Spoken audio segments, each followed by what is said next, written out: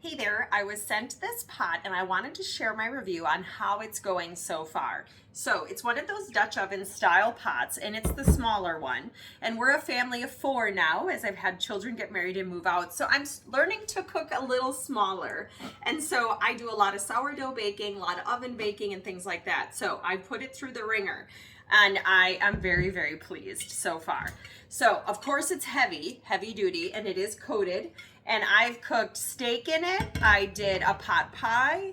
I also did chili. So definitely some of those more tomato-basy things that tend to stain. And it's still clean. I even baked some sourdough bread in it. So I'll share a couple clips at the end of this. But what comes with the cast iron pot? So you have your base and your lid, of course. And then you got these cute little caps which go over the handles. So if you don't want to use a big messy pot holder, these actually worked really well.